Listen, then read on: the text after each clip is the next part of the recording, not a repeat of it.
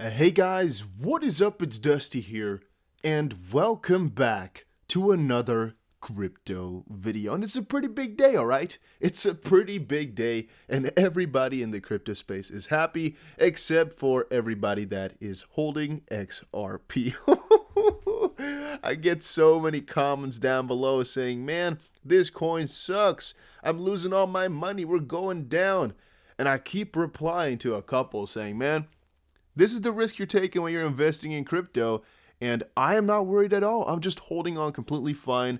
Almost anybody that I know is just holding on fine, and as long as you don't want to quickly day trade to make more money, every single minute, you just want to hold on for the longer term, go for these $10 valuations and such, waiting it out is fine, guys. But more on that in just a second. Make sure you press the like button, make sure you are subscribed, and make sure you comment something down below, because the first time that we hit 1,500 likes within 24 hours, we're giving away 250 XRP, which is pretty crazy, so make sure you quickly do that. Also, if you're from the US, make an account on Webull. I really recommend it, because you can get some stocks for free, and if you deposit $100, I think you get even more free stocks, and also check out Unstoppable Domains, link down below. Alright.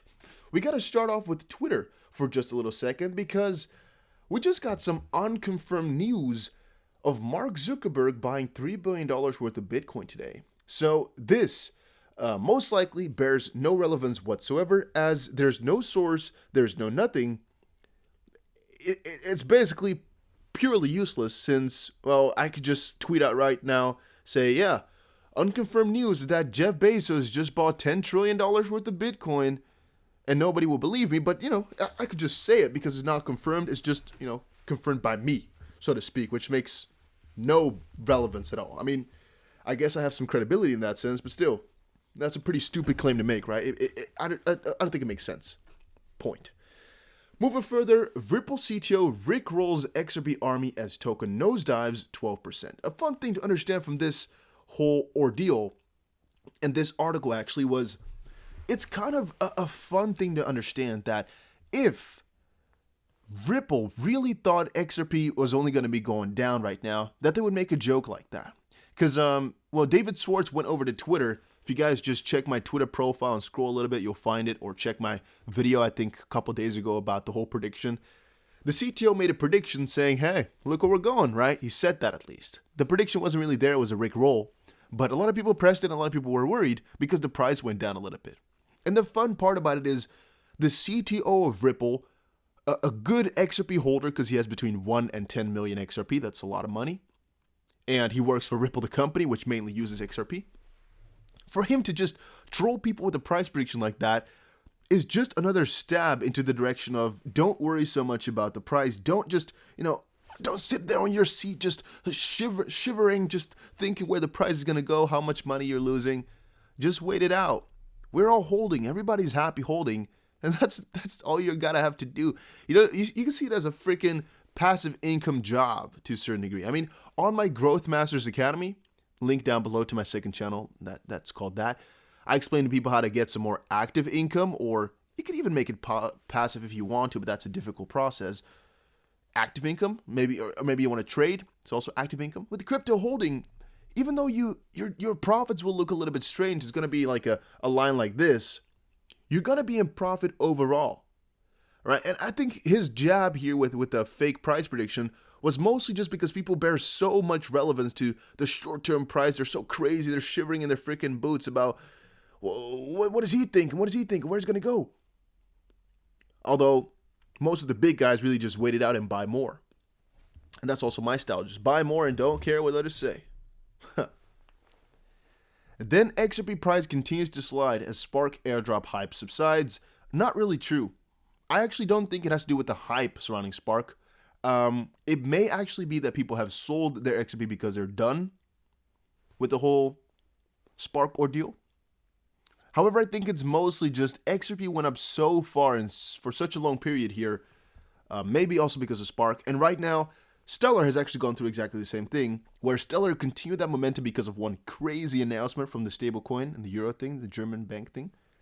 And XRP didn't have that crazy of an announcement going, so logically it corrected a little bit, which is still happening. I think it's quite logical. But then again, if you're really worried It may also be so that you're overexposed.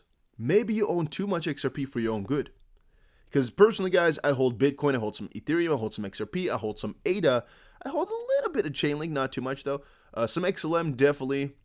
A little bit of EOS, a little bit of XTZ, and definitely some VeChain as well. Those are my, I guess, bigger holds, or the holds I like more.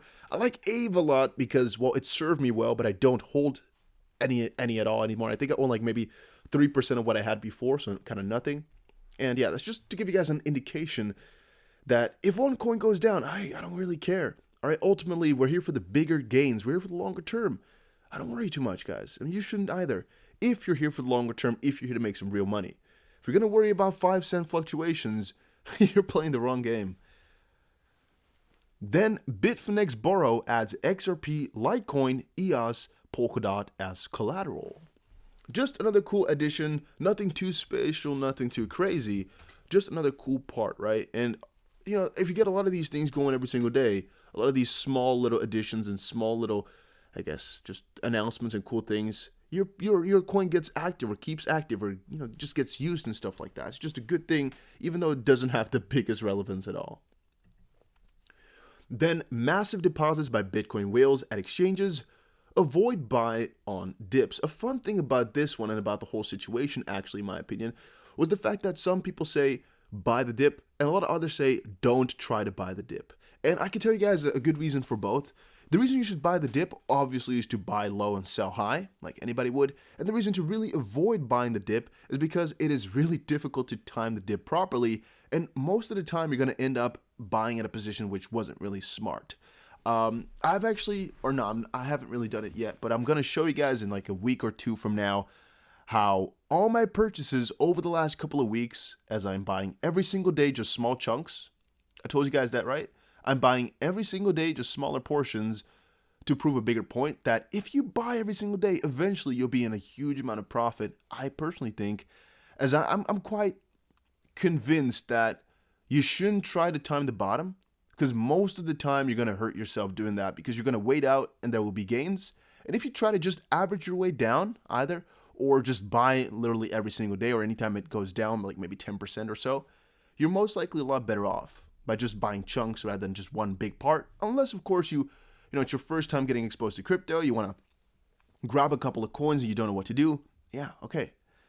But a good part about it, I think, is also that there's whales always looming and always buying more. And I'm kind of afraid of those that I cannot get enough crypto just quite yet. And then, I guess there comes a good part or a good thing for XRP specifically. Man, I shouldn't actually say officially XRP specifically. I should say a Ripple partner SBI. And this, ladies and gentlemen, was a little time ago. This was from July. It said here, financial conglomerate SBI to acquire 30 million stake in digital asset firm B2C2. A lot of people were really excited about this one. I heard a lot of good things, but it was just a small entry, right? Because $30 million, it's a minority stake. It's not that much. I mean, it was actually not really a minority stake. I even think I think it was a majority already, but it's still not a lot of money. Boom! Breaking. Ripple-friendly SBI acquires digital asset firm B2C2. Japanese financial giant SBI has acquired one of the best-known crypto trading companies. Yeah, so earlier they had a $30 million minority stake, which still was a pretty high stake, and right now they went a little step further. It is worth noting that Japanese behemoth SBI Holdings, the parent company of SBI Financial Services, is a long-term partner of Ripple. Its CEO, Yoshitaka Kitao, who, by the way, has said XRP is going to hit $10 per coin. He's actually said that a couple of times before. Maybe only once. At least he said it. Currently sits on the board of directors of the blockchain Decacorn. Speaking of B2C2, Kitao mentioned that the company's vision would help SBI to expand its footprint across multiple markets around the globe. Quote, their B2C2's vision, expertise, and offering complement SBI's, and we look forward to working in partnership as we expand our footprint across the global markets. On top of the acquisition, SBI Financial Services will also launch a crypto dealing desk, which marks a potentially watershed moment for the nascent industry. And, what's this? SBI Holdings CEO confirms Ripple's plans to move to Japan? Well, that's what? Okay, this is from a couple of weeks ago already. Okay, This is actually just talking about the idea that Ripple was planning to go out, not that they're actually going out, but the title here, it baited me. SBI Holdings CEO confirms Ripple's plan to move to Japan. This is not true. They had some ideas about, where they could, theoretically speaking, go. We would like to develop this nationwide in each of the regions of Japan. Wait, what's going on here? I didn't read this article, right? Because I just pressed it now. But I think I know the facts, though. Now, I'm just quickly reading here at the bottom. I see also B2C2. In addition, he touched upon their recent acquisition of minority stake in UK-based crypto market maker B2C2, while highlighting the global nature of crypto. Also for the cryptocurrency business globally, whether it will be Bitcoin or XRP, this is something that is global. All the ecosystems need to be made in a global manner. I don't actually think there's anything about a specific move to Japan here, like a certain thing. I think it's just, again, what we've seen before with Ripple, where they were contemplating different places because they might have to switch because of regulation, but nothing conclusive, nothing crazy. And here was another article explaining exactly the same thing about SBI and how they just bought it. Pretty cool still, if you were to ask me. This is a pretty big move because this is the first major financial group to run a digital asset dealing desk. So it's a pretty nice move, and especially since, again, Kitao is in the board of directors, I believe, over at Ripple. He's predicted $10 for XRP price before. Just type in Yoshitaka Kitao $10 XRP. I'm gonna quickly do that here on the side. Yoshitaka Kitao XRP $10. I'm gonna quickly type that in. Okay, so we got xrpchat.com here. Okay, let's just pick up that one. He, of course, wasn't perfectly correct, as you might all know, that Yoshitaka Kitao, CEO of SBI, expects XRP price to reach $10 end of the year, said in 2018. So he wasn't the brightest fellow in that sense, because he was really wrong. However, he did say $10 per coin, which, again, has no bearing in whether or not it will really hit that price, because, he definitely has a benefit in XRP going up. It's just good to see a CEO being so positive about it, because that means he's also so positive about the coin to others, right? So he's just openly liking XRP. And SBI is really working their asses off to just get multiple partnerships around the world. So you guys also get how this is a very, very beautiful thing, at least in my opinion. Also, guys, I just said it before, but I'm gonna quickly say it once more. Check out Unstoppable Domains. I grabbed 24 of these things, and the reason I keep recommending you guys to go and check it out at least is because there's three main things, right, why I buy these. First of all, it's a .crypto, for example. So, for example, if we were to go for, let's go for crypto, just type that in, whatever. If we type that in, you will see there's a couple of domains here, for example. This one is already taken. Too bad. But let's say we were to want to go for, I don't know, let's say bluecrypto.zil, right? You can just add it to cart purchase. That's all easy. It's not about that. The thing is, even though you cannot find this .zil or .crypto extension just quite yet if you type it in, we're speculating that hopefully in the future it will be allowed, because right now you can access them with the Unstoppable Domains plugin on Chrome or Firefox and stuff like that. But what if they get integrated eventually into the real browsers, which we're hoping, of course. These domains are going to be huge in that sense, so that's already amazing. A second one is you can already build on these things a decentralized website, which is also pretty damn amazing to think about. And the third one is you can actually, for example, send payments to these addresses if you have a supported wallet, which you can do for a lot of different cryptos already, XRP, XLM, whatever. And you just, for example, type in here an address. You can also type in DustyBC, for example, and you can find, if the person has put it in, some addresses which you can send some money to if you want to donate to them or just pay them, for example. And the fun thing is you can just type this thing in, right? Or if it were to be DustyBC, which we cannot find, I think, in this list. I don't think we can find it. Oh, here you can see it's my domain. The thing is, you can just literally press this thing open, see my addresses. This one, by the way, is not mine. Somebody just purchased it, which is interesting. Maybe they they just wanted to be annoying, maybe. I don't know why I would buy my name, but whatever. Everybody got their thing. Let's say that we're, for example, this one. Again, you can just send money to this domain in that sense. You don't even have to type in any crazy things. It's just this address instead of like 1F43Q3R4, that crazy XRP address or Bitcoin or Ethereum. Just send it to this, which is pretty crazy, right? It's interesting. And Webull, I kept recommending people to go over here and check it out because you can get 4 stocks for free if you're from the US, 2 for opening an account, and 2 more for depositing $100. So again, I recommend everybody to do this.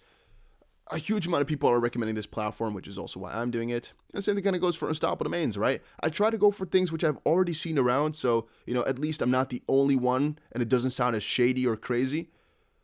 And yeah, I haven't really been promoting many things. I haven't really talked about too many things, but whenever I do talk about them, if I'm not involved, I'll tell you guys as well, right? Or if I don't really like it too much or something like that, I try to tell you guys as honestly as possible. So also make sure you press the like button for that. Thank you guys all for watching. See you guys again in another crypto video. Take care.